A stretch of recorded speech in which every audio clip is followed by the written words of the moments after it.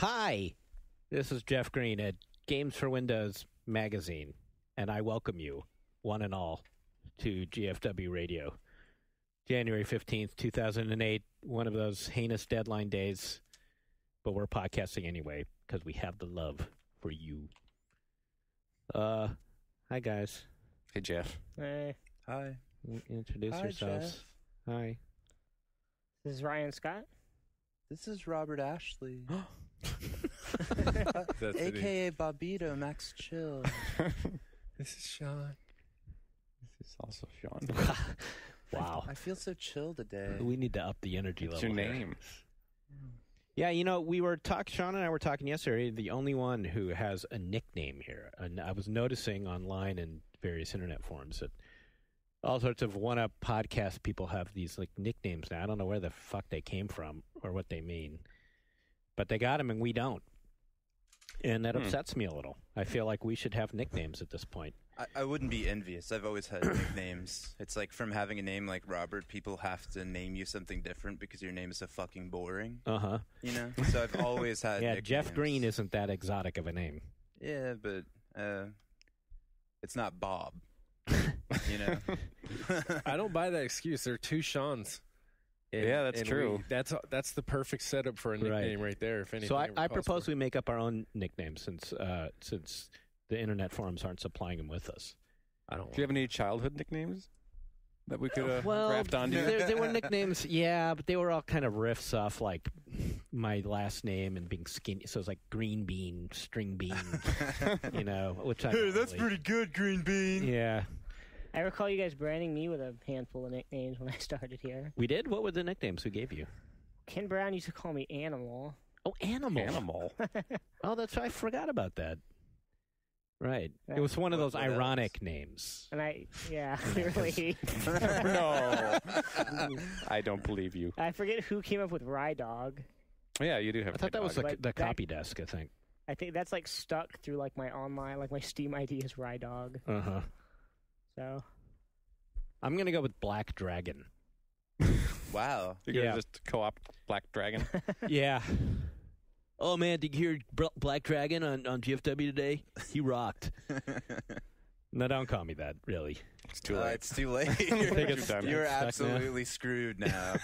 you have the name of a lead singer of a Norwegian metal band now. Actually, I stole that Congratulations. from, it was an Ugly Betty line.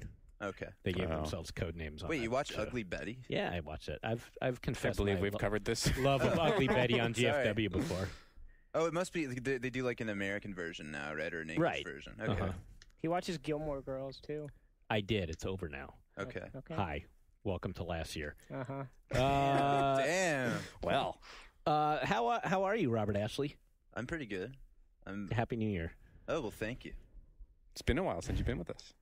Yeah, I was out of town for a long time. Went to Texas, and then suffered heinous game-related back problems. Game-related? Yeah, no, like a message to all the hardcore gamers out there. You may think that you could sit in a chair for like 14 hours a day, but you can't. You can't. It's gonna happen sooner or later. You're gonna break something.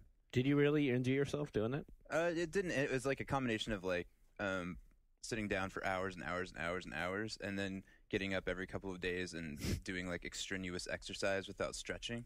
So I like popped a disc. It's disgusting. Ooh. And it kind Well, of so obviously the lesson here is don't exercise. yeah, actually, maybe that's what it is. Like If you just stay seated if and you stay- gaming, you're Yeah. safe.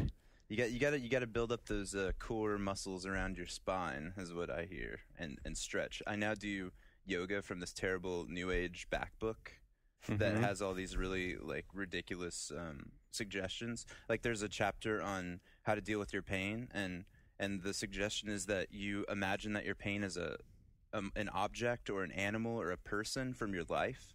Like just let it appear in your mind, you know? Let the pain become something that you can speak to, and then you have a conversation with it and ask it, you know, if your pain has anything to tell you about yourself. What, do you do this out loud? No. No. That would 'Cause be that'd be really kinda weird. embarrassing. Especially on the bus. Yeah. Oh, that's what that guy was doing. Why are you bothering me, pain? Yeah.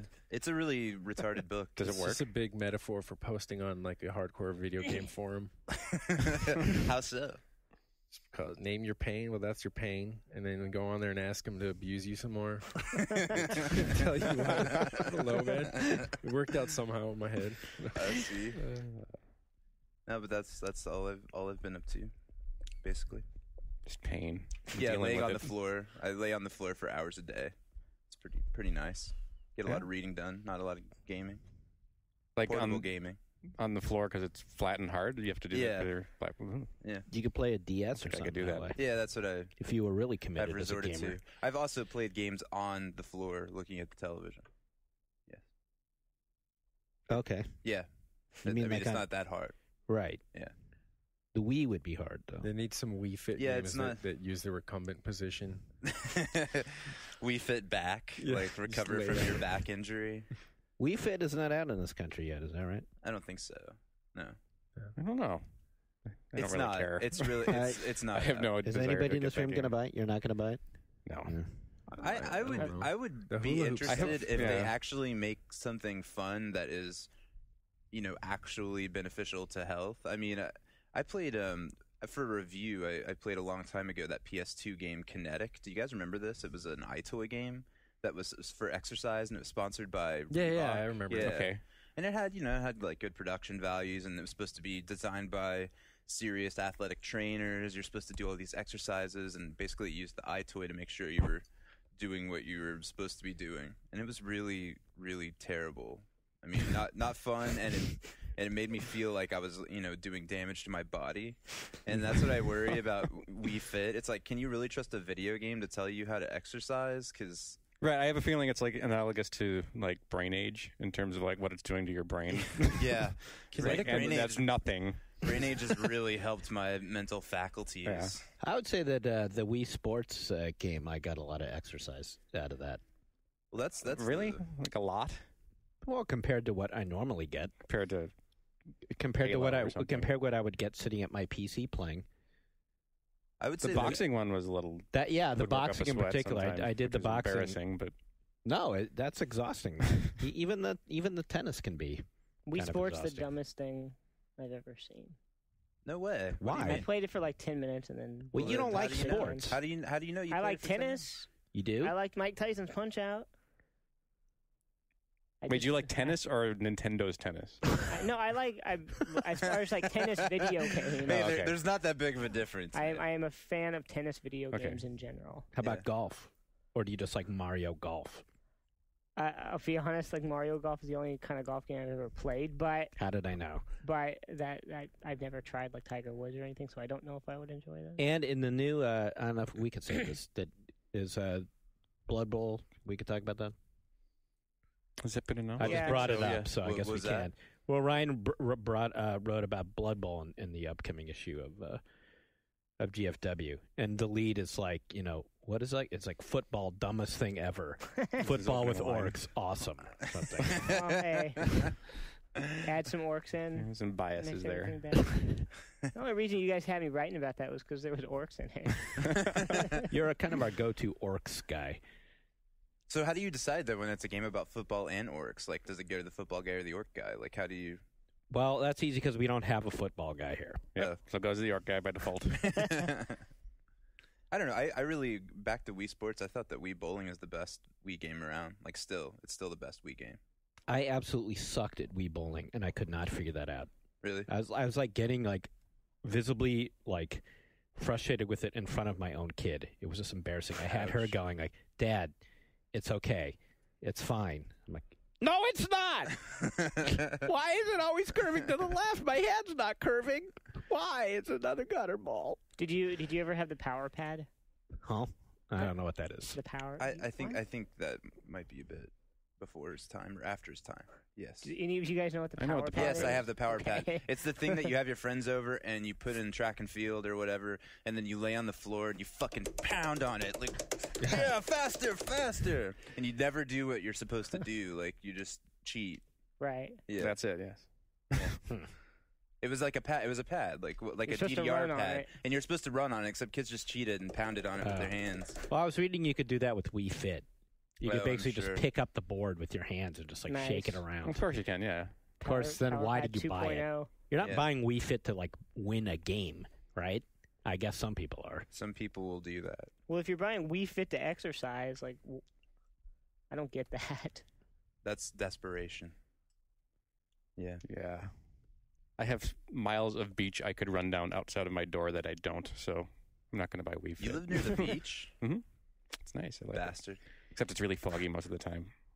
Yeah, actually, I feel a little bit dumb when I go to the Y. I'm a member of the Berkeley Y, and one of the things I always do there is I run on the treadmill, which is just kind of a dumb thing to do in California. You know, most of the time it's nice enough outside to run outside. Mm-hmm. Yeah. But yet I'm running in place on this machine. Except that I can run on a treadmill, and if I try to run on the street, within 10 minutes, I'm like throwing up on the pavement and heaving, and Really? it's like way more high impact. You're to me. throwing up? Well, okay, I might be exaggerating a little bit, but Okay. but I'm giving up at the very least. I'm giving up. Yeah. That's different than throwing up. Yeah. Okay. You caught me. I'm sorry. Liar. I mean, can you actually run down the street for? Well, the problem there is like the traffic lights and other people, and all that always bugs the shit out of me. So and also I can control my pace on the. I mean, yeah. Are on you the running? treadmill. Are you running down the street like at top speed? What's going on? I guess I lack the ability to run like really slowly. That kind of drives me crazy. The little sort of hop. You got to pace yourself. That's called jogging. Yeah. Yeah. Can't do that. Yeah. I'm more of a bicycle guy. Yeah. Do we have anything to talk about this week? We're just kind of rambling A along little here. list of things to talk about. We do. Yeah. Did you print some stuff out? I printed out a couple things. We're skipping a what you're playing because we're all playing the same thing we always do. So those who are wondering what we're playing, Sean's playing Company Heroes and TF2, right? Well, we'll talk about TF2 because there's some cool stuff to talk about there. And I'm playing Puzzle Quest, Ryan, Awesome. and I'm liking it, but I don't think I can go past the Bejeweled with mana thing. What the hell? I think any Have you- attempt to say that it's any more than that, I think fails. And I now have enough hours into it that I can. What? Have you gotten into the thing like where you're building structures and all that stuff? Yeah.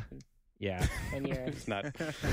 yeah. So now my castle, whatever that is is has awesome, a mage tower and a dungeon. Cool. And some other building, and I've captured a couple dudes who are in the dungeon, All right. and yet still all I'm doing is playing Bejeweled. But you have like more spells and stuff. Right, which I Awesome. use while putting 3 gems together. Well, yeah. So that's all this game is. It's a good one. It's a very nice version of Bejeweled, but that's all it is. What class are you playing? I'm a knight, which Oh. just means it's Awesome. important for me to put red jewels together. Yeah. Instead of I green. don't necessarily see how this is different than the average hack and slash RPG, though. It's like replace the Bejeweled with, spacebar, or click, click, click, or whatever the hell you guys do. Like mouse click, click, click, click, click. Same thing, fighting. It's totally different How? because those are like sword swings. Every mouse click is I'm really fighting in those. But you're not actually swinging a sword. It's like an abstraction. In my mind, I am. Oh. I'm in that isometric perspective there. I'm in that world. It's not an abstracted plane of gems. I've seen him play. He wears chainmail while playing. See? Oh, Jesus. So have you grouped up with anyone and gone into a dungeon? In Bejeweled? Yeah. Can you do that? No. Oh, okay. That'd be weird. Co-op bejeweling. Yeah, I do like it. I think it's great, but it's a bit of a stretch, I think, to say that this is an RPG in any way, shape, or form. You're all insane. I haven't played it, so I That's- don't know. Am I well- insane? Maybe. Maybe not you.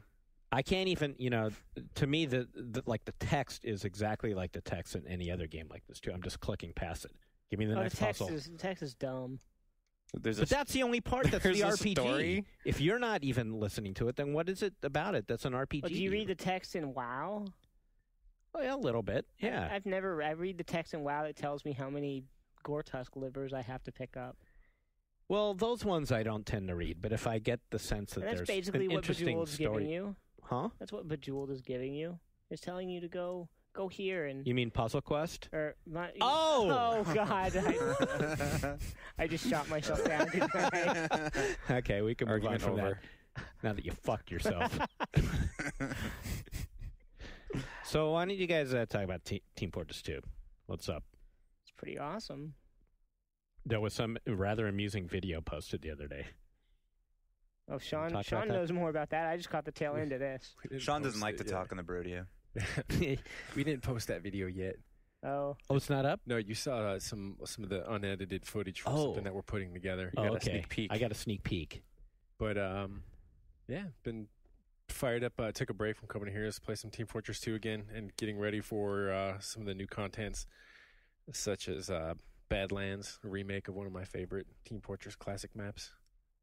I was trying to show Ryan that the other day on Team Fortress Classic why it would be cool and the things that they could do with it in Team Fortress 2, because it was this really.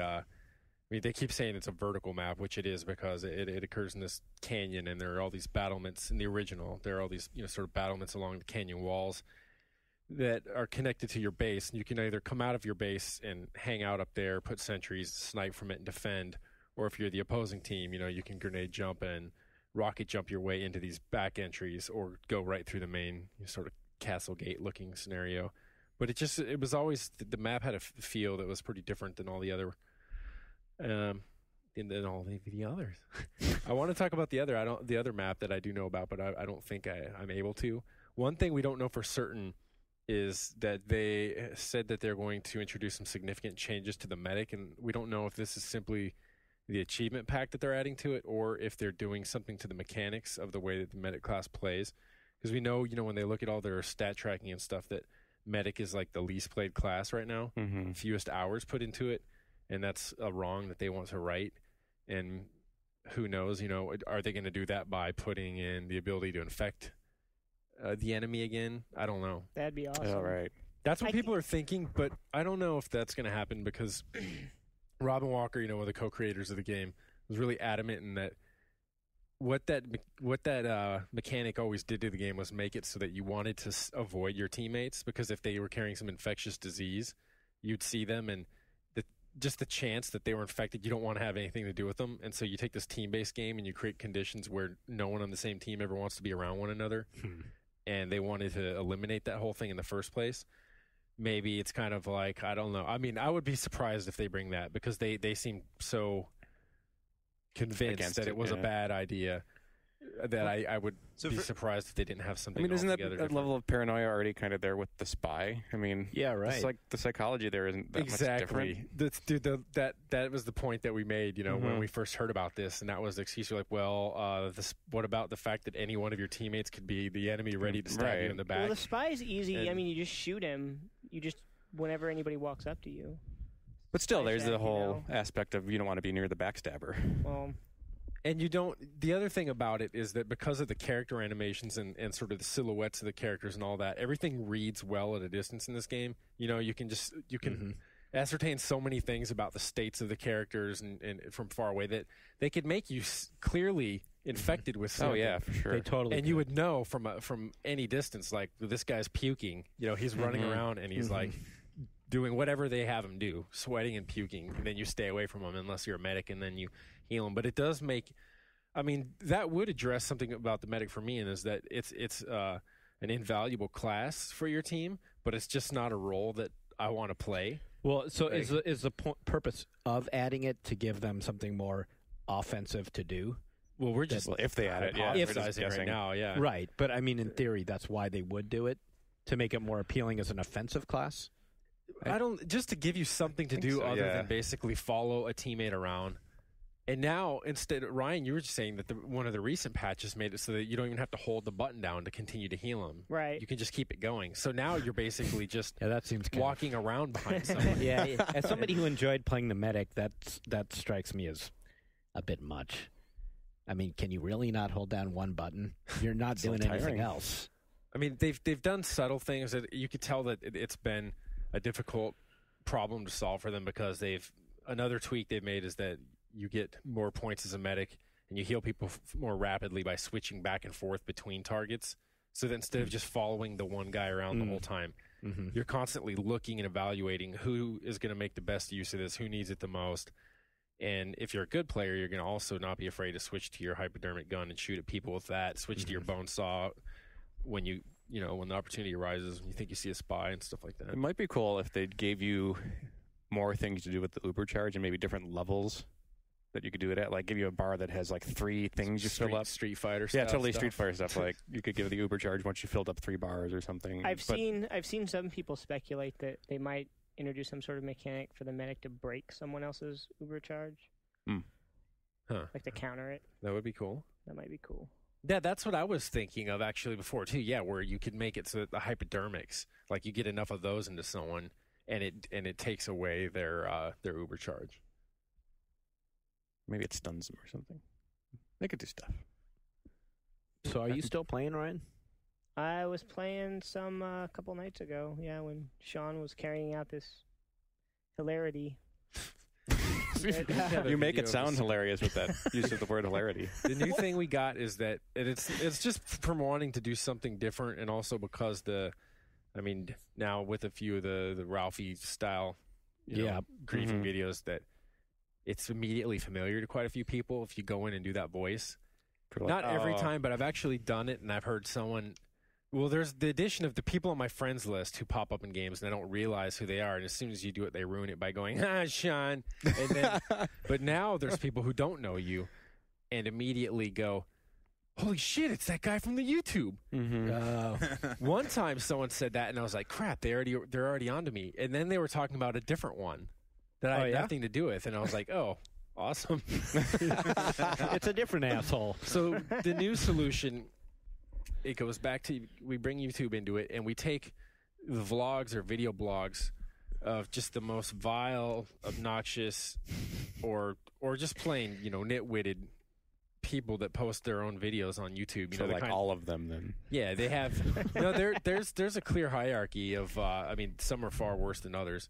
And so, but yeah, they're basically people who put their webcam up and then just sit there and babble at it and then put it up on YouTube. The one guy that I watched, or the video I watched, it's perfect because that guy's known just for kind of going on and on kind of stream of conscious, and it's just perfect for... So what we do, is like the guy you're talking about, we take Demonius X. He's a guy he was an infamous YouTube troll. I mean, a troll being just someone who starts shit on YouTube and gets in all these arguments. And he has left YouTube and deleted his account 3 times already. And in the past month, he did it once more, signed off from YouTube for good, left his farewell and fuck you video. But other people, he's infamous because his videos are so incriminating that as soon as one would ever go up, they would immediately make their own archive version of it. And so now you can go onto YouTube under the account Deleted Demonius, and it's someone else who kept the archive and put them all back up right after Demonius took them all down.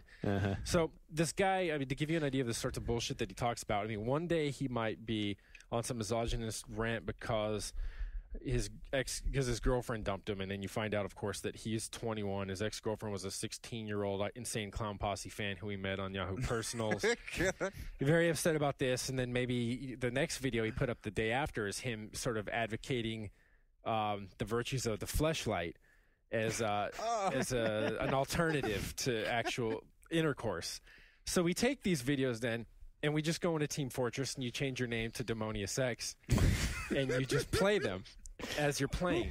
But because he gets so worked up and so angry, and he's yelling. Half the time he's yelling, he's responding to other vloggers who are ripping him, and he'll he wears fingerless mesh gloves, which is perfect. The other thing about this guy, I need to paint a picture of him. He's probably about 400 pounds or so on I don't know, like a 4'5" frame, and he's convinced that he's the toughest guy ever, and he's beating his fist into his palm, saying I want to just beat all your little Latino heads, but I can't do that because you're on the other side of a computer. And then he'll just go right back up to rage, and that's another story about why it was Latino heads and that it was actually pretty good. But so anyway, as soon as you play this shit, the moral of the story is that people react instantly. It sounds real. It sounds perfect. It sounds just like there's this guy in your server and he's deciding to rant. He's drinking beers. He's going off on all this stuff.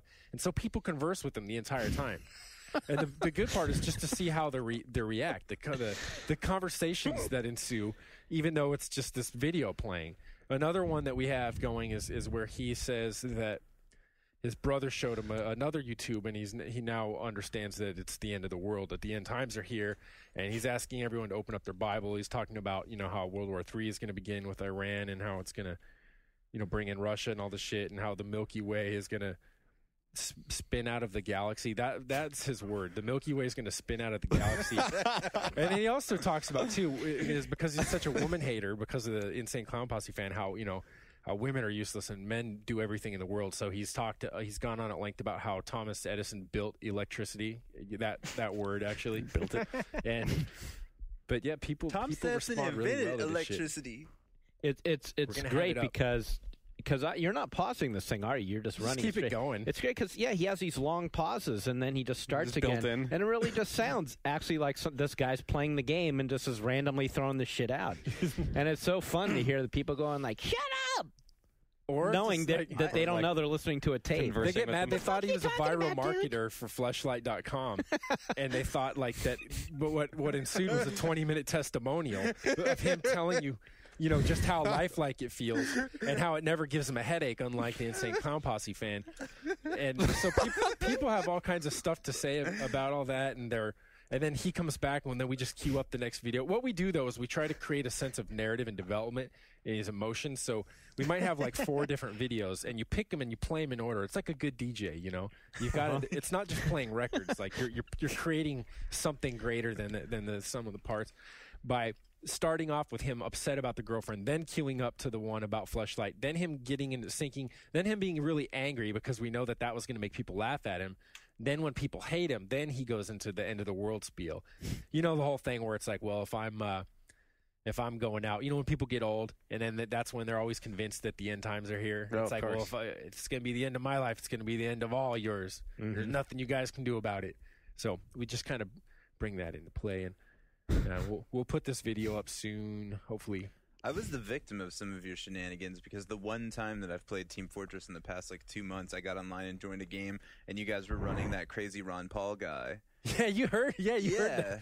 That was him. That was Demonius X. I didn't know. I didn't know that you guys were doing that, and I got on, and I was like, oh God, I hate the internet. So you just like, I cannot take this Ron Paul shit anymore. That's the one where he's talking about the Umero. The other sign of the times is that how there's like a European Union and an African Union, and that there's going to be a North American Union, and they're going to take away our precious dollar bills that have in God we trust and give us this thing called the Umero, and that's the other sign of the end times.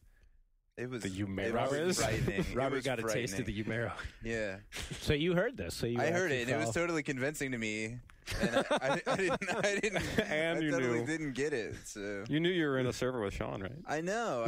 I don't know. And I didn't hear them making any comments. It should have been obvious to me that if they were playing on this team, that Another good source is this guy called Dave Master 42, and I actually wanted to start off our podcast with some clips from Dave Master. But I just don't know, if we're able to. Oh, right. I just don't know how that works. You want to think that you should, right? If you put some shit on YouTube, it's kind of like, hey, world, have fun. Right. Yeah. Make animated GIFs of me. Do everything, put me on YTMND. Fuck my world up. So it's like, the invite's there. I just need to find out if it actually is legal. But Dave Master is he's kind of like this, sweetly retarded dude who does these a series of unboxings of video games. And he works at a Target or something, right? Bringing shopping carts back, and now and then he'll find a purse in the parking lot, and he'll give it to his manager, and if no one claims it, his manager lets him have some of the money in it. It can't be Target then, because there's no way they would advocate that policy. So it must be some smaller store. And then this one time he bought a pink DS with the money that was in the purse he found, and then he unboxes that. He's just he starts everyone off with, hey, everybody. He always the guy who coughs. Yeah, he has that cough that he does every time, and he also spends the entirety of his taping sessions going like snorting boogers or whatever periodically. And he's got some rad stuff too. It's just, for one, it's we've made fun of unboxing videos in general, right? Sure. And this guy's got it down to a science, but I mean, you mean our own unboxing video? Yeah, the Halo 3 unboxing. But this guy will seriously break it down. Like he'll let you know everything that he finds in the manual. He'll the other thing that's kind of fun seeing if he can do it or not. It's like I don't know what's something that a familiar analogy I can use that where you hope someone accomplishes something, but you're never sure if they're going to quite make it. You want them to do it. So for him, simply opening packaging is that much of a challenge. And he spends the whole time doing it, and then he'll drop something like, "Oh, crud!" and then like fish it out of the ground or the box or whatever. But he's good too. You just play an unboxing in your Team Fortress game, and people are just like, "Cool, some dude just got some shit."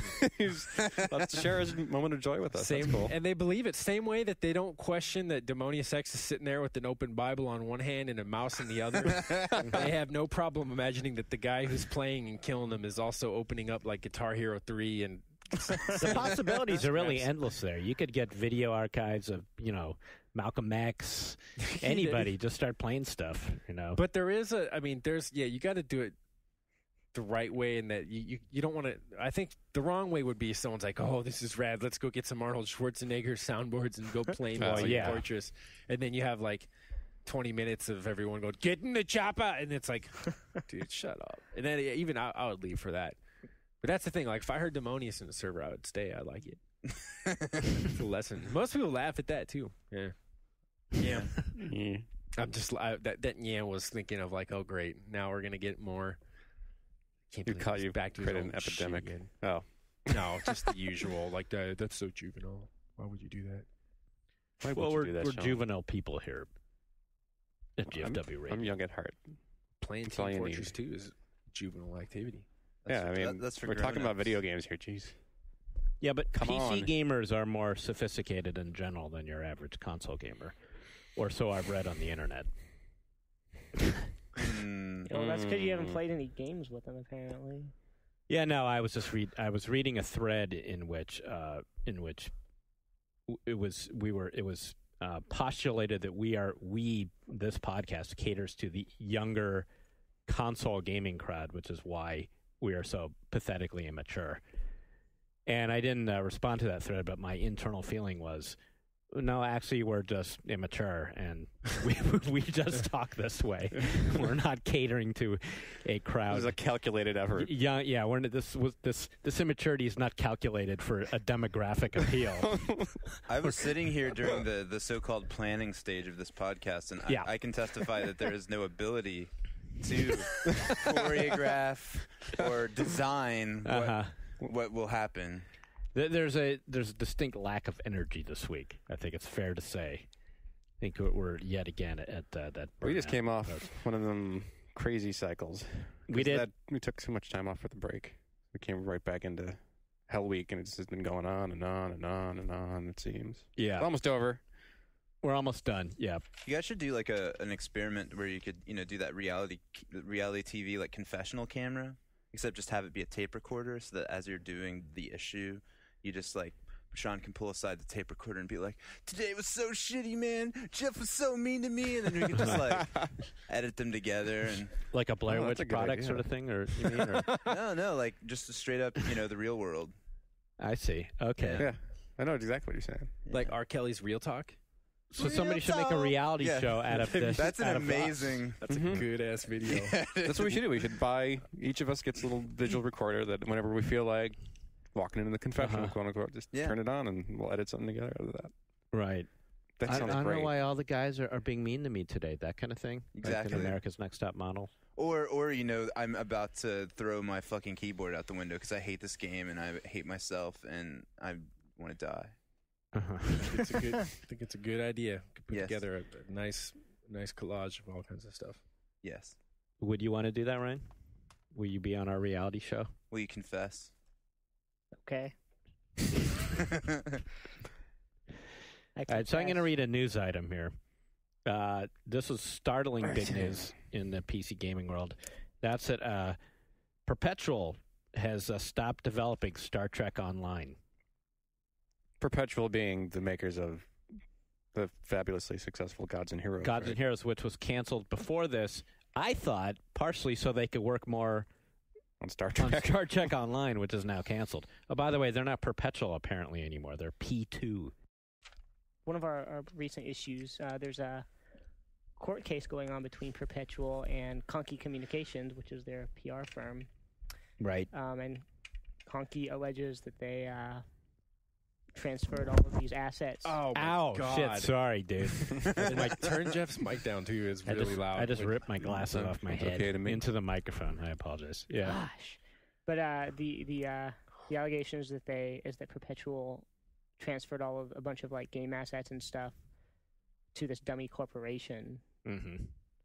Is the dummy corporation going to put out Gods and Heroes? No, I don't think so. I don't think Gods and Heroes is going anywhere. The story Ryan referring to is the delay a game feature in the issue that's at newsstands now. Got to pimp it.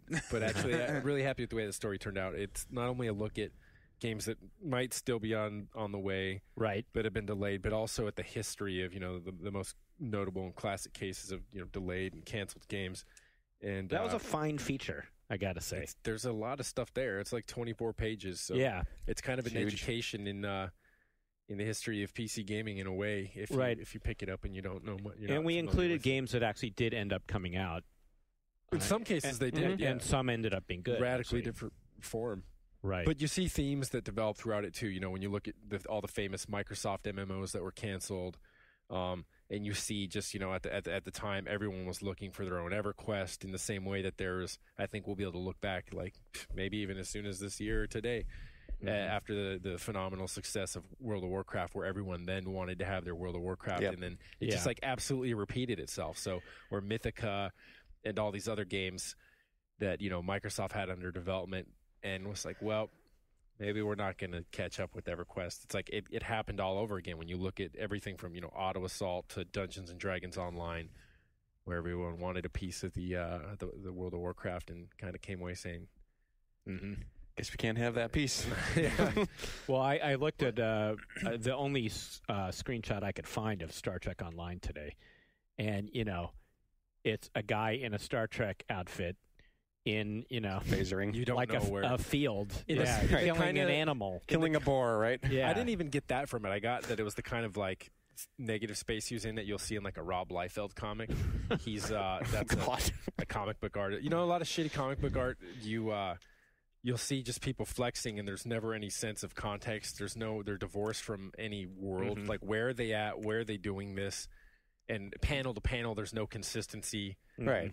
This time they're in a yellow area. That was the Star Trek. It was like someone. All it convinced me was that someone made a character model of a dude and put a Star Trek shirt on him. Well, that's exactly what that was the point of the screenshot, maybe. What happens with MMOs? It seems like there's an extraordinary number of them that go into development and just never come out. It seems like people go in and say, yeah, let's do World of Warcraft, and then like months later they're like, oh, that's expensive. Yeah, I think you just summed it up. Yeah. And I think the problem is the people who are playing World of Warcraft and understand why it's successful have the realization before they start making their own MMO that it's going to be fruitless. It's like, let's not even bother. Yeah. I think it's the people who kind of have heard of World of Warcraft and have some money. And they're like, oh, they're making a lot of money with this World of whatever. I'm going to do one of those too. You can convince some investors or some publishers. I mean, obviously, those now like Microsoft and EA and stuff, they've been around for long enough to know what's deliverable and what's not. But there are still publishers out there. When I'm not going to name the game. A few issues ago, I did a preview on a game, and just talking to the guys, it's like they're talking to me, like they weren't able to convince me. They didn't seem like they even knew their own game. They didn't know the market.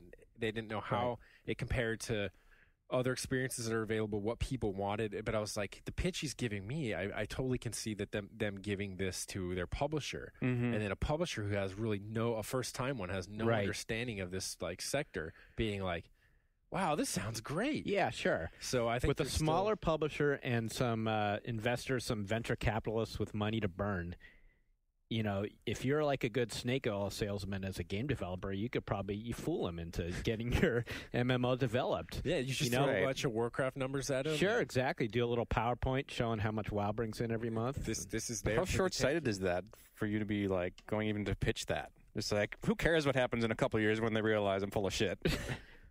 Well, if you pocket the advance. There's a thing, too, though, to be fair. Like, there's this case, again, it's kind of like, Rob Liefeld would be a good example. There's this guy called Craig Wyke who made the comic and like TV show that never became a TV show called Civilian Justice and Ravedactyl. The people I'm describing, I'm naming these because you should actually look that guy up. It's Weich and just search for Civilian Justice. Okay. And they're very much like the guy in American Movie, the documentary that we talked about before. I'm using far too many like comparisons here, but I'm hoping one of them will make sense to someone out there. So you've got 3 to choose from now. But basically, you have people that aren't necessarily talented or able, but they're absolutely convinced in their ability to deliver it. So I don't know. I guess to answer your question, Sean, like maybe they go into it and they're pretty convinced. They're buying their own bullshit, Right. Whereas everyone else would be like, it's not going to work, man. Just like telling Mark Borchardt in American Movie that, hey man, your witch movie that's about Alcoholics Anonymous. I don't see it going places. Those are definitely the most painful demos that we have here. So it's basically like are the guys who come in thinking that they're showing us something great and innovative, and it's just like the same old shit, except it looks worse. And you're just sitting there, and they're like, yeah, in our most real-time strategy games, you don't have characters who can hit things. What accent is that? The trash heap? So, I don't know. Some vaguely Euro trash thing, yeah. So, but in our game... the trash heap, he was like, oh yeah, Euro trash. You can do combat. You're just sitting there like... You grab your notepad and you write down, oh shit. Yeah, usually I'm like drawing like myself being hanged. I'm drawing like a hangman. Or I'm texting, somebody call me. Say I have a meeting. You're not kidding. I've seen notepads on your desk with that very stuff on it. No, I'm not kidding. Yeah, those are usually the ones where there'll be, the developers showing you, and then they'll have some, PR representative there with them, and you look at them both. Yeah. It's very, really awkward. And the PR person's going, so what do you think? What do you think? Yeah, you don't want to shit on their dreams, Right. But do you think April cover? Is a cover story? Let's talk about it when you're not here in front of me. That happens to a lot of games. Other games had far different stories to them in that feature, but I liked. So the Star Trek MMO. I mean, speaking of which, I mean we never got I never saw it personally, and we never got a demo as far as I know. But just saying Star Trek MMO, just putting those two terms together, to me, it just sounds like failure. Why though? The equation for failure. I mean, yeah, what about it? Well, the world of Star Trek exists on a bridge on a spaceship for one thing. Right. It's like extrapolate that to a giant universe. Like, can you imagine walking through a town full of people in those fucking Star Trek outfits? See, they went to many planets as away teams. But who are you though? Are you? I mean, does the Enterprise now hold 8 million players? And that's part of the. There are many. Watched, there's lots of spin-offs. You've never had any experience with a Trekkie at all. That's the whole part, that anyone can be. Anyone can put on that uniform, put on that that comlink thing, and then hold their like dental orifice that's supposed to be a laser gun, and then they're like biggity bam, right? Then they're Star Trek. Right. It's not like the fact of the matter for the Star Trek universe is that there's nothing else to do but join the Federation. Because there's like no money, so no one has like a business. They're just like, well, I'm just going to join the Federation and go do whatever. And the characters, they're all defined in insofar as that they have the various species and things and intergalactic races, and just like Vulcan differs from a human in the way that I don't know, there are other characters, Romulans and Klingons and stuff. They'll have different headpieces. They not only have different like shit glued on their foreheads, but they also have sort of like different ways of like. Different philosophies of life, as you would. Okay, seems like it would work well. All right, so in that case, you're right. You've got some pre-made races here. You have people like a built-in audience of people who are probably not only eager to try the role-playing servers, but like are already experienced doing it in some. They could other actually capacity. speak Klingon, so they could. Yeah, to some people, a Vulcan is as developed or more developed than elves. Yeah, you have space combat. There's a lot of that in the shows, like ship-to-ship combat. Then they have like you're saying, it's not always on a. I'm not trying to become like some kind of huge Star Trek. Right. No, I'm totally right there with you. I don't really. I mean, I did watch the Next Generation now and then when that came out, but they go to, and then the original. My dad was way into that. They go to different places. Don't you remember? Captain Kirk didn't tap all them green babes just by like patrolling the flight deck. You know, he had to go off. He had to go off the ship to get into that joint. They had trouble with tribbles. Right. Totally. But my problem is, like, that's the appeal of that. Maybe I'm wrong. I'm not a Trekkie. I was never a fan. So you guys, I'm talking out of my ass. So you may correct me if I'm wrong. Trekkers, right. The appeal of that show seems to me like it was largely about the character dynamics. Was it not? Am I totally off on that? I mean, I grew up, my mother is such a hardcore Trekkie/Trekker. I've seen every movie. I saw all the TV shows of the original and Next Generation. Mm-hmm. It was like the Child religion abuse, that I man. was forced into. Mm-hmm. And it's a soap opera. Right. I mean, that's sort of what I'm saying. There might be so some that, wrestling. Maybe they make the little, they shoot a beam like once every 3 episodes or something.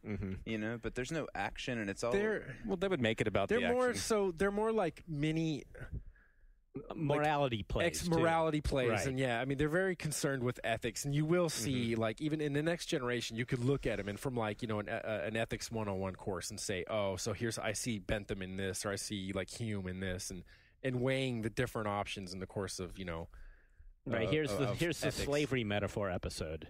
But it's sometimes, I don't know, I'm going to defend it again, or it's a little more.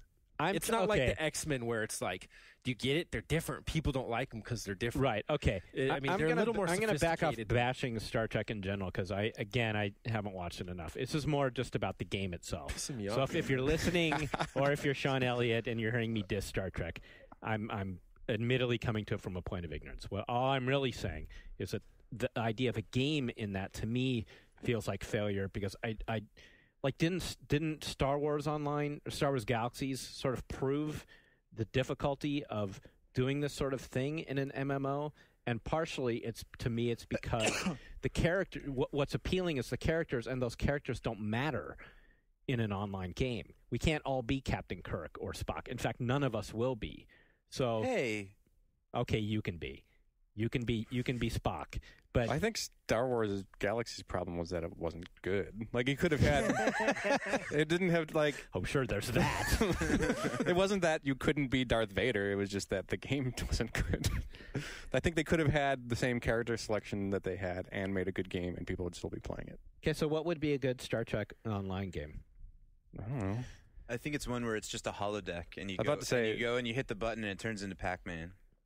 Oh. And you could have a Tribble as a pet. Just think about the possibilities of the holodeck. Yes. Pac-Man, Endless. Super Mario Brothers, Final Fantasy.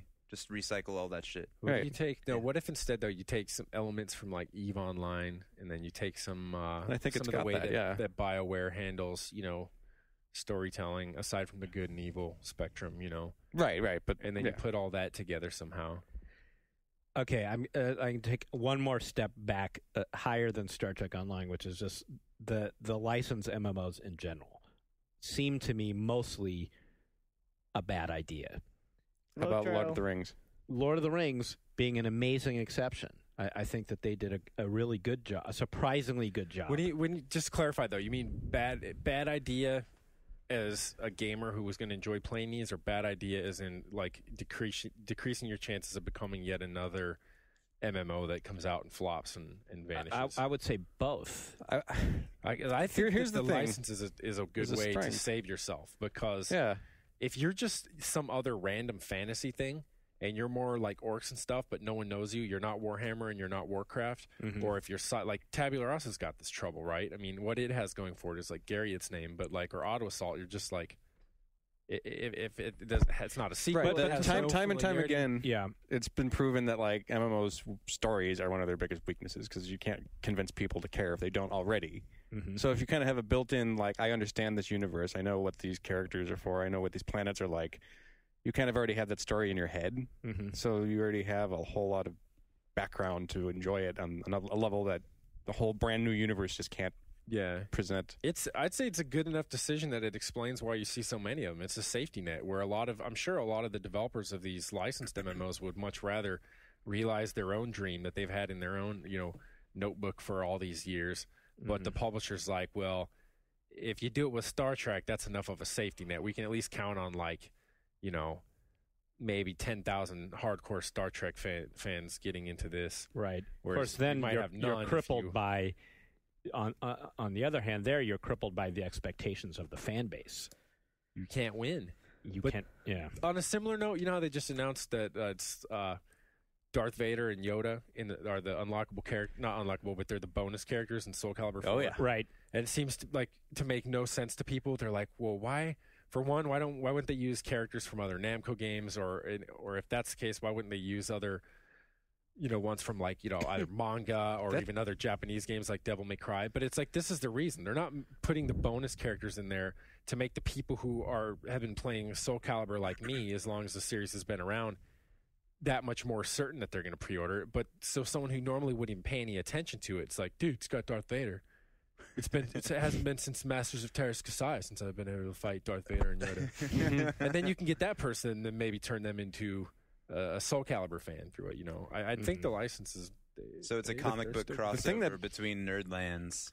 It's like, please, people of Star Wars Nerdland, come to Soul Calibur Nerdland. We have characters for you. It is, dude. The thing that bugged me most about that was the apparent selective memory that the gaming community had, immediately after the announcement, because tons of comments, even some of the articles on some of the major blogs were like, "Oh man, they're messing with this." The Soul Calibur lore, for one thing. I don't even know why we were talking about that. And then people would be like, "What? This doesn't make any sense. What the hell?" And then you're just like, "Do you remember when they put Link and Spawn in just in Soul Calibur 2? Right. That didn't make sense. How come this is like a big deal?" Do you remember when you beat the first couple of games with characters and watched the cutscenes at the end? Because that didn't make any sense either. Right. No. Yeah. Makes sense in Tekken. So, yeah. Whatever. Speaking of MMOs, have you guys read anything about this new MTV Lower East Side thing? Mm-hmm. It's really interesting and that's a brand hilarious. of shoes from fucking Payless, dude. Well, no, check it out. Basically, MTV has hired people to recreate the Lower East Side of Manhattan, famed for its hipsters and bohemian culture and rock clubs, to remake it in sort of Second Life form.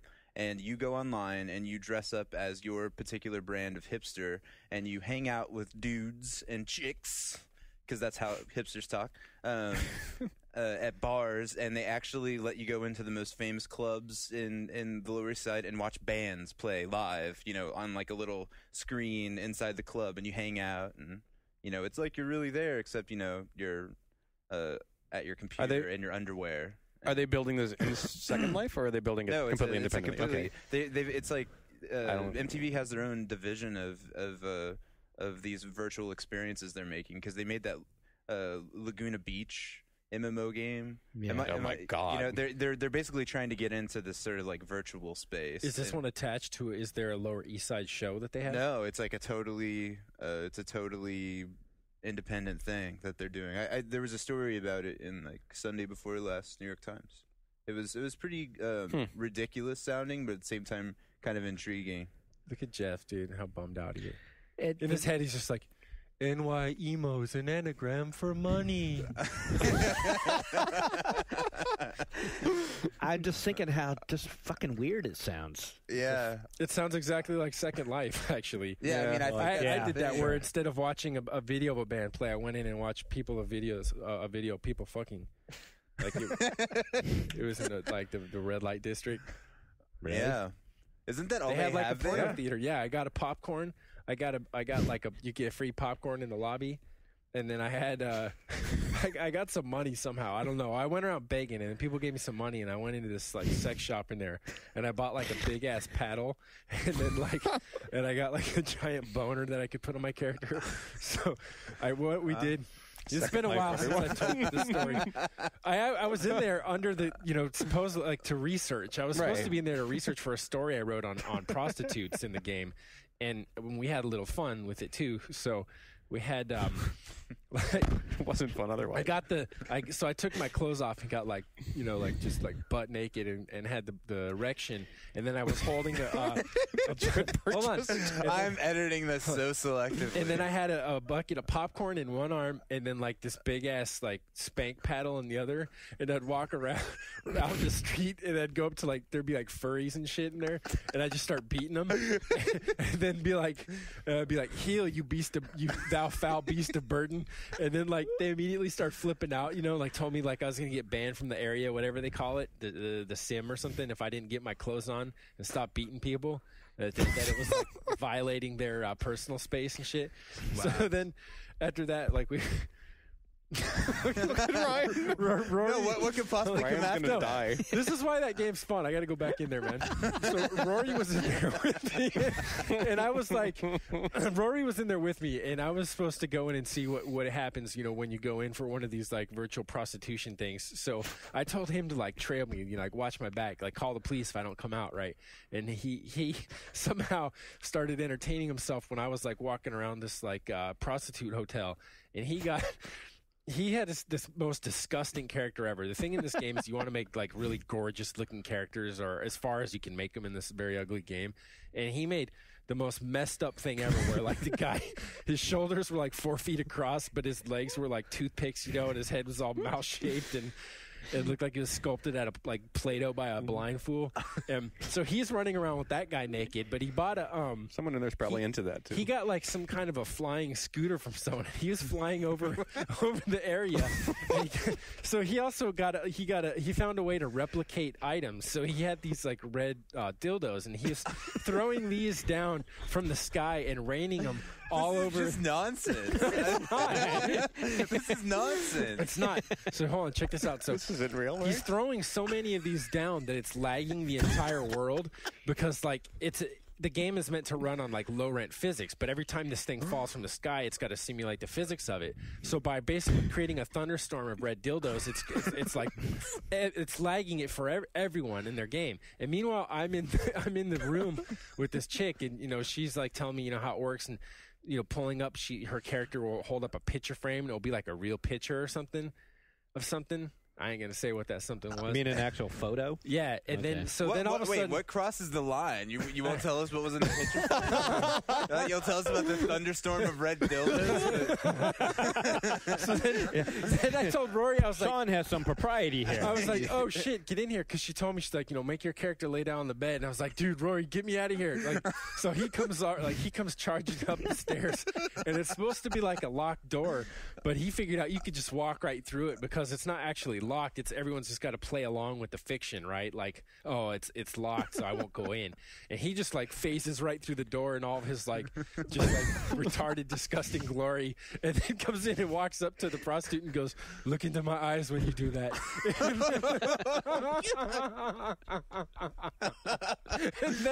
And then she's "I'm sorry, I don't know who this is. Could you please get out?" And she kept telling him to leave, because she couldn't see us talk. We were in Ventrilo. So she didn't know that you guys knew each other. Yeah, and so I kept telling him to barge in, and she's "Okay, let's go to the penthouse." And there's supposed to be the sky elevator, and it takes you up to this penthouse in the sky. And she's "You wait at the elevator, and I'll buzz you in." And it's it's kind of the equivalent. It simulates real life, where it's when this light turns green, hit it and get in the elevator and come up.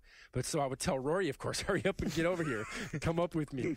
And then so we'd come up, and she'd be "Oh God, he's back." And she'd kick him out into the world, and he'd walk his way back to the elevator again. It's kind of like a shitty platformer, when you get to the very top and you fall off, and you got to go all the way back up. So then I would run over to the door and, "Whoa, what's this?" And I accidentally hit the wrong button, but of course I was buzzing him back up to come back up into the room. Yeah, you can have some fun in Second Life. William Gibson predicted all of this. I was thinking that earlier. It is very Neuromancer-like. I was also thinking, when you first started telling the story, that Here's a game that calls itself Second Life. So you can recreate yourself online. And what Sean chose to do with his Second Life was be this like naked, homeless, porno attending. One hand with popcorn. What's with the popcorn? That was what was so rad. It's because it made him look just like so like chill. Like you weren't there to look at him, but it indicated that I was the one doing the observing. Relaxed, yeah. Like, Right. don't look at me. Like, I'm watching you fools, and now and then I'll beat you with this like Second Life fool be good stick. She made like that cracking sound. That game gets a lot of attention though, and I don't know if it has. Does it actually have the subscriber base to back it up? I can't. Well, first of all, believe it I think does. calling it a has. game is probably. They will tell you this. It's not a game. Well, that experience. It's a virtual space. I don't know That about space. that. There's a whole other discussion there with what we use to sort of indicate what's a game and what's not. And like, well, Robert, did I lend you the book? This is your brain on music. No, the music. I got gave you Musicophilia. Okay, so a case that that I marked the page and I was like, actually, I'm translating this into video game language, and it's that when you get into the same problem where you say, is this ska, right, or is this jazz, or is this type of music, and then when you go and you try to define what all the necessary preconditions are for actually being jazz or being like heavy metal or something. You look, and every single time you find things that people would put in that group that don't meet one or more of the conditions for them. And so the whole case he was making, it was kind of like, it's really just, it's not even a fuzzy logic. It's just this really abstract thing where we group certain cases like that. And I feel the same way about games. I mean, it is a game to me. You actually, And you it's not just reminded because me you of a have to- story. Maybe it's not related, but it kind of is involving music. And the band The Minutemen in the 80s were this kind of punk, funk trio. They were just an amazing collection of musicians, and they came up in the days of Black Flag and Meat Puppets and all of them, and they were part of that group of LA musicians. But their sound and their style was so different than the hardcore punk bands at the time, even though people outside of the punk scene labeled them as punk, and you would still actually find the records in the punk with a punk label today. Punks at the time dismissed them because they had like too much funk in their sound. Yeah. The bass was very funky and dance like. And Mike Watt, the bass player, in a recent interview, he was telling the story about how they were at a club in Los Angeles, a punk club, and some punks came up to them and said, you fucking guys, you're not punk, you sound totally different. And their response was, isn't that the whole point of punk? Sound different? I like that. Punks have always been total Puritan assholes about everything, puritanical in like everything that they do. You have to have the right haircut, you have to listen to the right music, dictated by what. But they're just aggressive in, I think, preserving. We are all nonconformists together. Yes. Alleged uniqueness of the identity package. But I suppose you could translate that reasonably into games and gamers too. Yeah, right? that's not the game. I think gamers are usually fairly open to. Well, okay, never mind. Well, I mean, Have you been on the internet? right there. Have you been on the internet lately? The conditions, I mean, you could fill it in if you're like, well, a game has to be something with a goal, and you have to be able to complete it. Okay, so I guess that means I'm not playing a game when I'm playing Battlefield or something, or if I'm playing something or another kind of game where like I'm not going to complete it in any real sense, or. But I mean, when you look at the range of games between, say, like a BioShock and then Peggle or something. Okay. I mean, the category is so broad that it can fit everything in between there. I think it's ultimately the sense for me it defines a game is like if you're controlling what's happening on screen in any way. Yeah, then it's a game. Yeah, exactly. Yeah. It's more like just interactive, like digital media. No, the whole fight over like non-games and games is kind of weird and silly.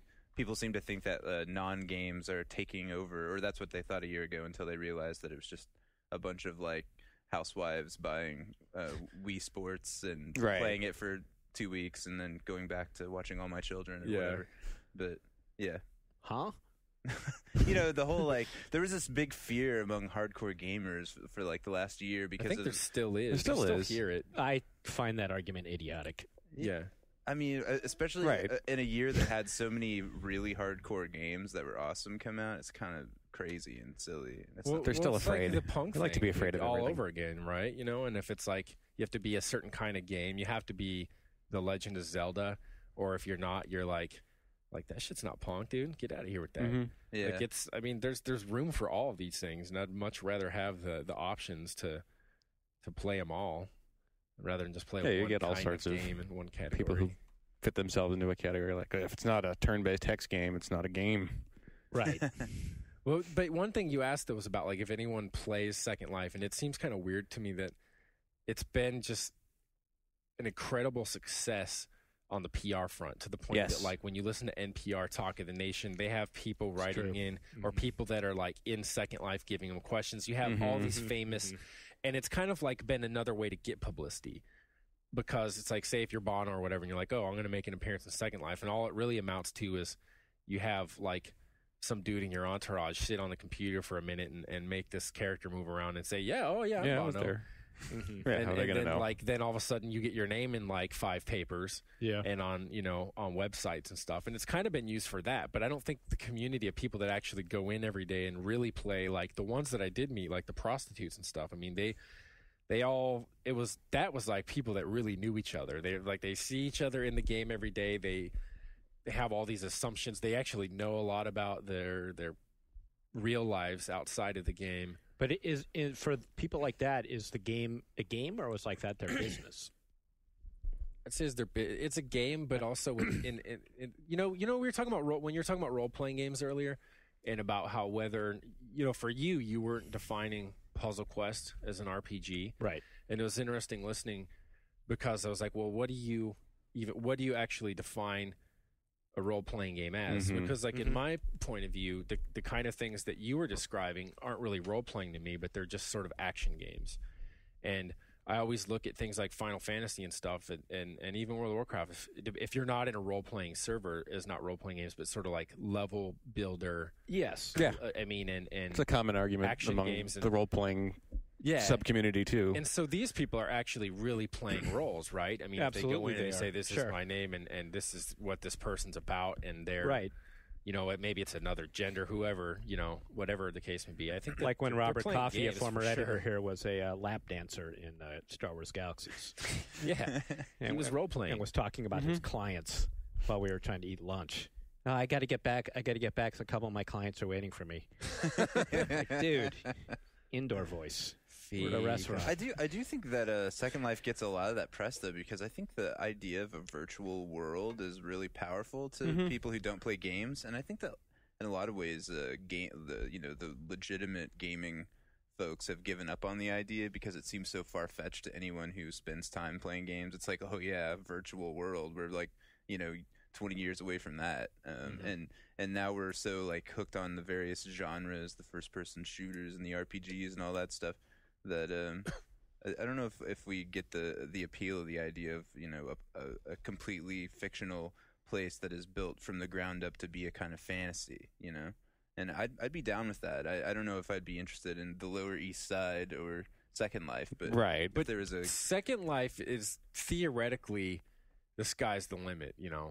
You Yeah. can there are parts of the world where it might be like nothing but furry town, and it's all themed with furries and stuff like that. There would be another that's like mad scientists, right? So it's people on crazy rocket ships living in space houses and stuff, and that's it. You can make whatever you want. You can sell what you make. You buy real estate. You can get with a group of people and say, let's buy this tract of land and make our own little Rapture or something, our own little objectivist dystopia over here. But the problem is that the game looks like ass and it runs like ass. So it's like, while that potential's there, and there's so much fun. I mean, but for a griefer, it's like, God, dude, there's so many things you could do, and the cases of that are classic. Where like some of the guys from Something Awful almost destroyed the entire game by creating a self-replicating bouncing ball. And again, here's where physics come into play: is that the ball, every time it bounces, the game's got to calculate that, but every time it would bounce, it would split into two, and there you have exponential, replication, where after 20 bounces, God knows how many many bouncing balls you have. And what happened is that it would crush the hub, and it was spreading like a virus throughout the entire world, covering. So it was like Armageddon through bouncing balls, and Like some they Kurt had to Vonnegut go in shit. and create firewalls by shutting down, because I guess the way that the servers are connected, by shutting down all the adjacent worlds and to contain this bouncing ball thing to prevent it from like a Kurt Vonnegut. It's like an Ice 9 type thing. Yeah. And so that's classic griefing. And then there's the other, they had a famous, person making a virtual appearance in there, and then they rigged it up so that a bunch of giant winged phalluses would fly by through the entire duration of his speech. Right. There's some rad videos of that up. How do they do that when the famous people show up to Second Life? How do they make sure that something totally embarrassing doesn't happen? It seems so. They watch and they get Possible. ready to ban immediately as soon as something happens, but they're clever people that find ways Get around it. They get griefed all the same. To me, Second Life and World of Warcraft are analogous to mushes versus muds. Because I used to play muds back in the day. Completely text-based. Wait, what does that What's a stand mush? for? Multi-user dungeon and multi-user... Oh, crap. I forget what mush. What is SH? It was basically the same thing, though. It was the muds would be very stat-heavy. You go north, there's a monster here, you're fighting with some other people against the monster, and you are a class, and you would get levels. But then the mushes were this other thing. They were kind of tangentially related, but a lot of it was user-created rooms. Mm-hmm. There was no stats, but people were still playing roles in them. So you would go north, and you would enter a room that had been made by someone where, whatever the rule is, it's you have been transformed into a fairy, and now you can only speak in poems. And then people would, if they were into mushes, they would do that. And to me, Second Life and World of Warcraft are just that with graphics now. Mm-hmm. You see there's a small, less intense version of that appeal that you see everywhere. If you're in a Team Fortress 2 server and everyone's like, come on, don't kill each other. And then everyone spends the time messing around or doing whatever. Or if they're playing Halo 3 and Forge and they're like, let's create a scene from Mario Brothers or something. Battlefield, let's just do stunts and make videos of that. So there's always this low-level interest where people want to go, and maybe that is part of the problem with Second Life, is that since that's the norm there, I think some of the allure in doing that in these other games I mentioned is that because you're aware that you're doing what you're not supposed to be, right, and that you feel like maybe it's more creative to find a way to make your own version of a game in a game that was meant for something else entirely. Then they go in then the equivalent of Second Life, which is like your mom giving you some paper and a crayon and telling you to draw something, Mm-hmm. Right. Yeah, if you're a kid and your mom says, well, you go on out till you can come home at 10 o'clock at night, part of you is going to go, yeah, shit. Now that I'm allowed to, I kind of just want to stay home. But if they're like, stay in your room, don't go anywhere, and you sneak out, and then you can fuck around, then you're going to have a great time. And that would explain the extreme forms, boundary pushing, the kind of shit that we were doing when we were in the game, or the people that are the real geniuses that made the Ice 9 episode. Mm-hmm. So it's if your mom tells you could do something, well, let's find some way to give her the genie's wish, she's, where you the genie grants you a wish. You got to be careful about the exact wording of what you wish for. Yeah. Yes. So that, yeah. So they tell you go ahead and do something and have fun. And we're like, all right then. Dildo rain. Get your umbrella out. What kind of umbrella protects from a rain of dildos, by the way? Rubber sheet. I don't know. That sounds like a reader question. Yeah. Yes. If anyone knows the answer, write So- to GFW letters at Ziff Davis. Do you mind changing subjects? No, please. On We're almost out of a time. more serious note. Well, actually, maybe we should take our break. Yeah, Yeah. we'll take a break and we'll come back with a more serious note. Rated T for Teen. Sierra Entertainment proudly presents Empire Earth 3.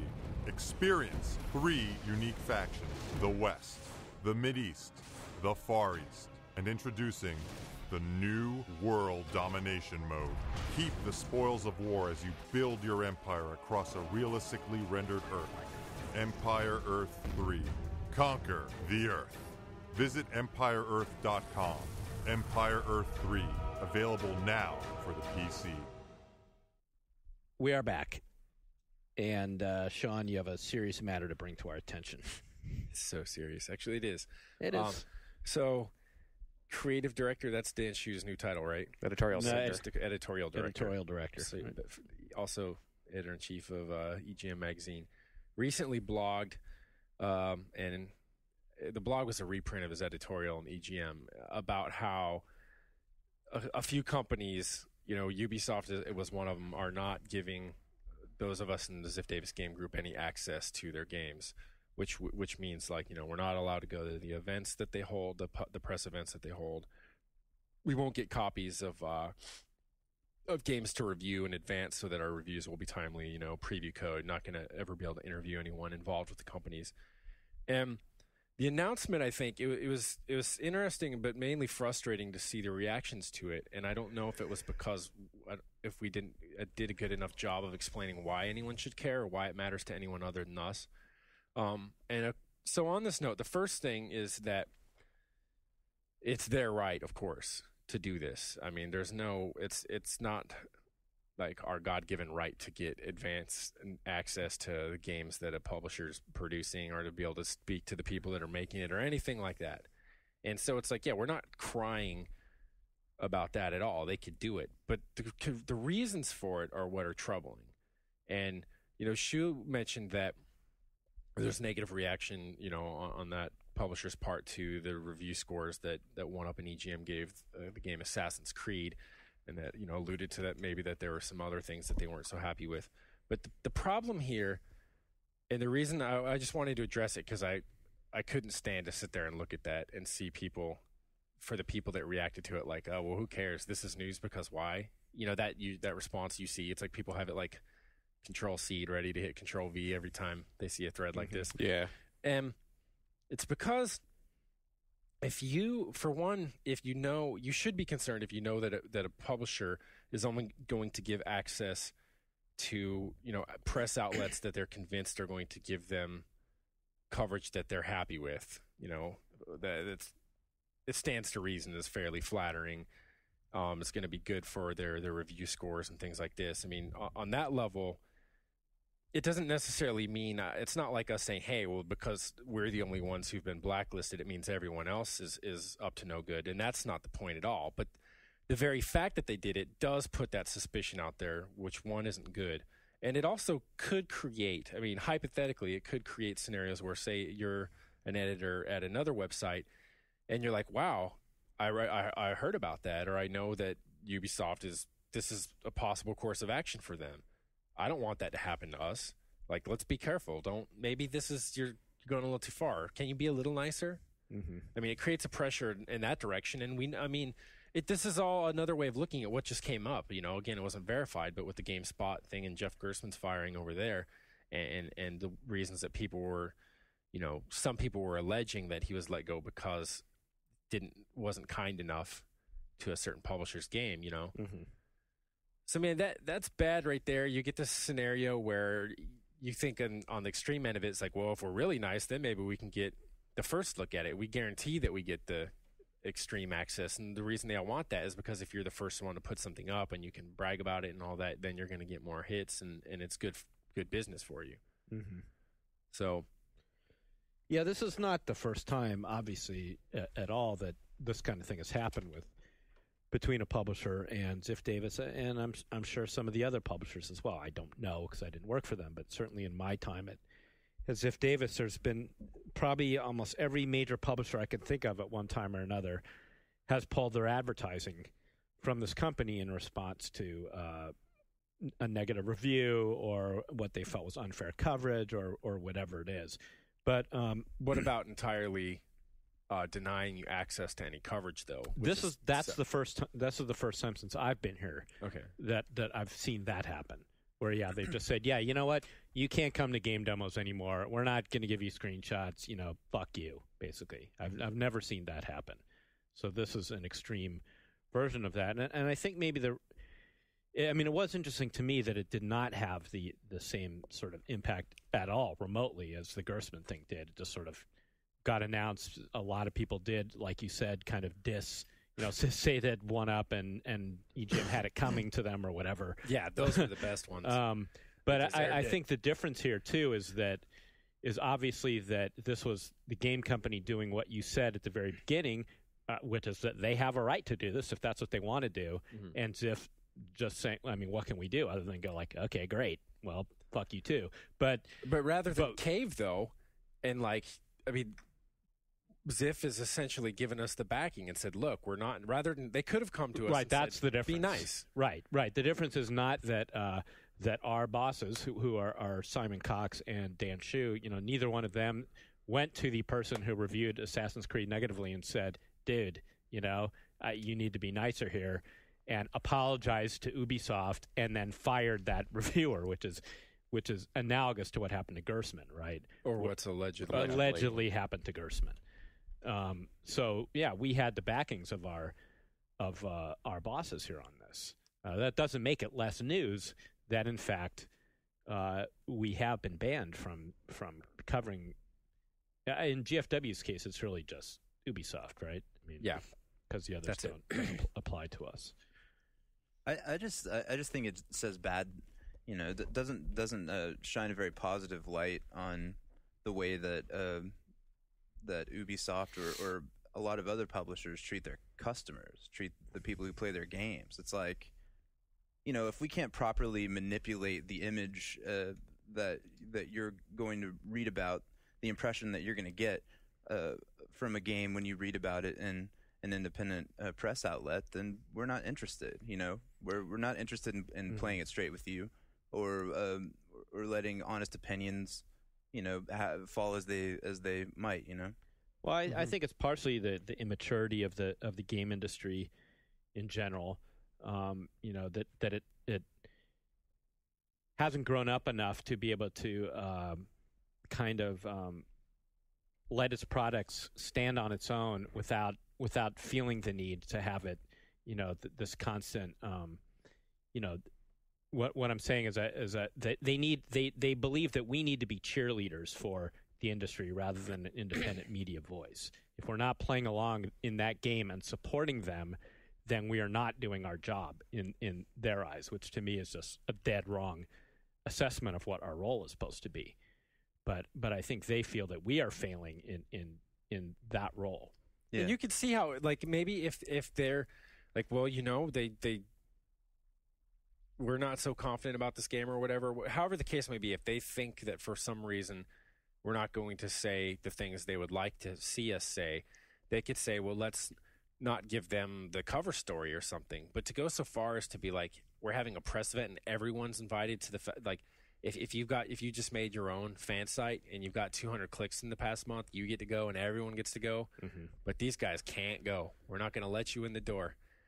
Then, I mean, that seems especially petty. Well, but also, back to that point of, like, the most frustrating for me is that it should make people that much more suspicious, and I don't want this to be the case, but it should make people that much more suspicious about the kind things that are said. And it works the other way too, where it's like, well, when we do belatedly get around to covering this stuff, people are going to be like, oh, well, let's see how pissed off they are, and this is their chance to strike back, which is not the case, because no one here is going to like let that influence your take on the game. That would be it's like, why? Right. That would be as immature and unprofessional as the way they're acting. But the environment will, I think, that this creates sort of puts that suspicion out there in the same way that I think it should make some people, that it will make some people suspicious when they see, like, oh, here's a 10 and this is the first review that went up for this game, I think the most frustrating thing for me is, I'm always writing stories that seem to be all about contacting a lot of different developers and getting their views on things. I'm interested in the creative process behind games. And I'm working on stories like that right now, and I'm looking through my game shelf thinking of, who would be good to talk to about this stuff. Yeah. And I see so many games now that I'm like, oh, well, I guess, I can't talk to the people who made that game. Right. And that's just strange. Like, why just to not be able to do that because of something so commercial and petty and stupid. But I know the story you're talking about, and I know the frustration. Yeah. Anyway, it's totally there. But yeah. Yeah. I mean, there's nothing there's nothing we could do about it on our end. I could bet. What we could do about it is when we do, we can assure our readers and make an extra point among ourselves that when we do cover their games, that we are not letting this factor in to the way that we're looking at these games. Now, of course, that was part of the thing too. A lot of people are like accusing Crispin Boyer at EGM, was one of the reviewers of Assassin's Creed, of all these things about trying to make a name for himself by giving it a low review. And that, it's like, hey, I can't blame people for not knowing what I do just because I know him.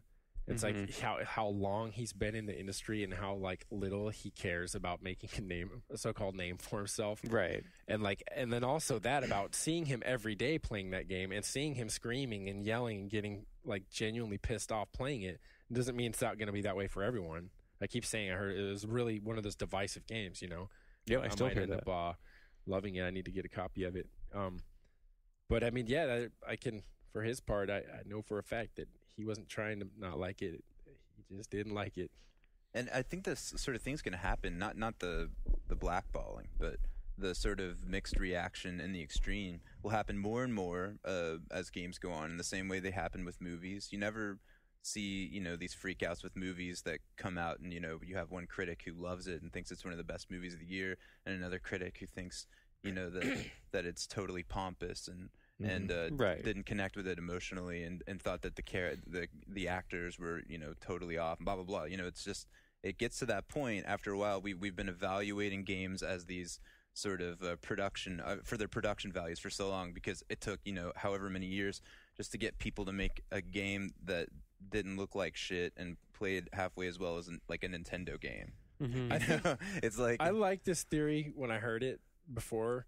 Yeah. And the thing, I mean, I really bought into it, and which of course saying this in the past tense means I changed my mind, and that's just because, like, as much as I want to see that, I think now I'm actually seeing the film industry revert because of the presence of the internet and then the prominence of sites like Ain't It Cool.news and stuff like that, and that now all these quotes when you see like the tags on the movies and the posters. Remember we were over having like dinner or just some beers that one night, and there was that poster in the video place right next door, and I pointed out to Sarah, and it was like the line was, it could have come from the worst video game review ever.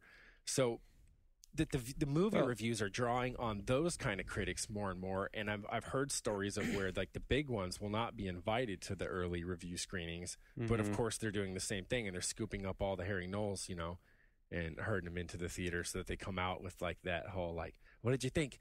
It was the feel-good movie of the. Oh, sorry. Well, Roger Ebert. Robert.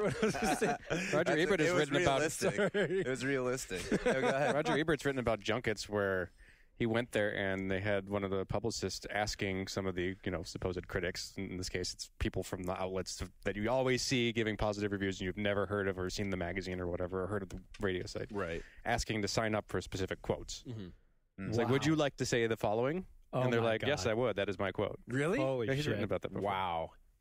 Nice. So there goes that. Wow. Yeah, well, But you see what I'm saying, though? Like, we gotta do The that. thing is with movies, though, at least like people aren't focused on the movie that's coming out in 1 year. At least you deal with the hype of a movie like the weekend it comes out, and then you can have even if your favorite critic doesn't get invited to the screening, you can read their review a day or two late. But with games, it's like so crazy ahead of we wanted. Gamers always want like as much information as possible, and I can definitely understand that. I always am hungry to hear about what's coming out, but sometimes that comes at a cost, and I think that we have to narrow down the window for when we want to start hearing about this stuff, because otherwise you're just reading advertisements. Mm-hmm. So anyway, Here. Yeah, I mean, I just wish at this point in time that the publishers could just kind of take it a little better. Yeah. Could just kind of take what we try to have be constructive criticism for the most part, unless the game is like such a complete piece of shit that all we're doing is ridiculing it. Mm-hmm. Usually that's not what's happening. In Crispin's review of Assassin's Creed, he said specifically what he didn't like about it, and I thought he said it in a non-vindictive way. It didn't seem like anything that any reasonable person could read. And of course, you're not going to be happy if your game gets ripped. Right. But to have that kind of reaction, that the I'm taking my ball and going home reaction, at this point in 2008 here, it's just like, come on already. Well, this is the kind of stuff that happens when times is hard. Yeah. Sure. That was an expensive game, and games are really expensive. Yeah, they're getting more expensive. And more I think rides on a single release for a major publisher these days. And I think even the audience, though, was reacting to that. I mean, I felt like I read so many comments online about Assassin's Creed that was like, a 4.5 is just not possible. Because, you know, the production values of this game are so high quality. You know, there's no way you can give this a 4.5. It's like, well, okay, so it's really, you know, well moneyed. It's like it's polished. Right. It's got great, you know. And some people fight over whether or not it's a great game. That's their own thing. But it's not like having a game that, you know, runs well and looks good automatically gives you some certain score to which you. Yeah, like Michael Bay gets a lot of money to make movies, but yeah, nobody is like, hey, that's a really big budget movie. 4 stars. Don't shit on that. Yeah, we're not there. We're not there. We'll not get there yet. Maybe someday. Maybe. Are we really reverting? What's going on? Mommy? I'm confused. I think it's reverting. I don't think we're ever going to get there. I think it's because you're getting old and you think the world's coming with you. I think that might be what it is. That's what it is, man. No, I can be an optimist about things, but I don't know. I mean, I see with the increased prevalence of, you know, just fan sites and things like that and so many. And when you look at these threads, you know, when you look at these very threads and you see more and more people and just the way that they read it just strikes you as so bizarre. Where like the assumption is immediately, well, the bigger you are, the shadier you have to be, and that the smaller you are, that this must mean the more legit you are. And I mean, I see actually it takes the backing of like of a big company to buy you the freedom to say what you mean and get away with it and come back to live another day and do it again. Yeah. Whereas they'll blow your ass out of the water if you're a small fry and you do that. Yeah. You know. Yeah. Yeah, no I can only hope that that, you know, the creative types at the great developers that are making really good games will eventually get fed up with the idea of having a paid for chorus of cheerleaders and not, you know, stand for what the marketing side of these companies is doing with their products. Mm-hmm. So maybe also the other thing in this imaginary future where more and more games are free to play. And you just you pay for them by looking at the ads and stuff associated with them. Yeah. Then it'll die down a bit too. I mean, a lot of people, it'll be interesting to see what happens. They won't even want to review them. They'll just assume because they're so used to reviewing products, you know, that immediately as soon as you put someone in, you can't review a network TV show. I mean, network TV show. It's free. You know, then. I'm kind of alluding again. Last week I was hinting to our next cover story, and I had to bring it up again because like the whole theme is on my mind lately. And the PR person told me, it's like, we were already giving, you know, the people that we did give like an off the record heads up to, we're like, we're not going to review it. Wow. And I was like, that's nuts. I told him, I was like, well, we're going to review it. Give me a break, dude. Like, we review games, not your price tag. Like, yeah. But. So that'll be soon. Keep teasing that, but it should be like a couple weeks, and then that cat will be out of the bag, and we'll be able to talk all about it. Yep. Cool. Okay, I think we're winding down on the show. that was great, man. Yeah. Jeff, you like that? Jeff is in this position of like total. He's in this position of total relaxation right now. His hands behind his back. He's got his legs crossed. He looks like he could just doze off. Like I could any moment now. Uh-huh. But that way, that reminded me though of like if you had people over for drinks, you know, and it's like time to go. Whoa, boy, whoa! Well, time looks like we're done here. Huh?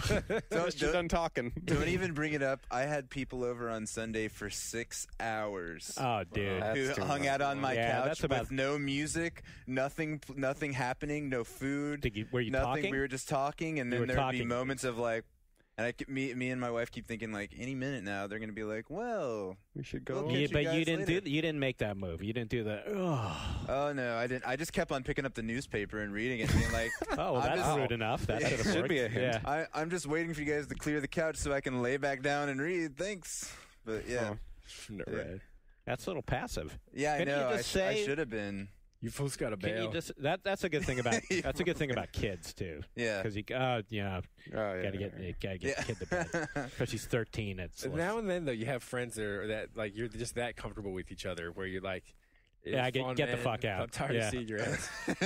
Yeah, I think that's fair. Right. Yeah. Sure. You're pissing me off. You just flat out get the fuck out. I just couldn't think of any excuse for some reason. So you just sat there in awkward silence? 6 hours. Do they the sun listen to went this? down. Do they listen to this podcast? Because now they'll know. No, Oh, they don't shit. listen. They don't. No. Maybe you They should don't give them even the know it URL. exists. Hey, just Yeah. fast forward about an hour and a half in. I've got a special message for you. Yeah. You stayed about 4 hours too late. Okay? This podcast has gone 20 minutes too long. Yeah. All right. We didn't know when to stop. Yeah. Um, Say one last thing, Ryan. You don't know how to stop One now. last thing. Yeah. Have Ryan No, that end was it. it. That was it. One last thing. oh, shit. I just remembered. I forgot. I had a bunch of urban words of the day to bring into you guys to my favorite little You're telling us now? daily website. Yeah, because it just reminded me of one. Because I wanted to run and by you and ask if you'd heard of any of them. So I'm going to leave you guys with one. Dilligaff? Dilligaff? Yeah, but this is all caps, so it's like a long acronym. Entomology, please. Sounds like bullshit to me. It doesn't look like I give a fuck. That's bullshit. That's it. man. Wow. That's not an urban word. That's like some. That's like e-tool. something out of Dilbert. Well, sometimes the urban word of the day is they're like message board troll stuff, like Brodeo. I'm sure Brodeo That's is not used. urban. I know, but that's where it came from urban is word like of the day. Krill and Merkin and like Crunk. no. Jeff. I heard That's like that the word test. Like if you could tell Jeff and Yeah. it's familiar, then it's no. Then longer it's urban. not urban. Fine. I'm fair. I'm cool with that. That's fair. Dude, Sean, you're only like 10 years away from that. So I know. like, I'm a pretender myself, huh? all right. Okay, we're done here. Ryan, Mm-mm. you got nothing? You guys are just waiting for I got this, nothing. and we out.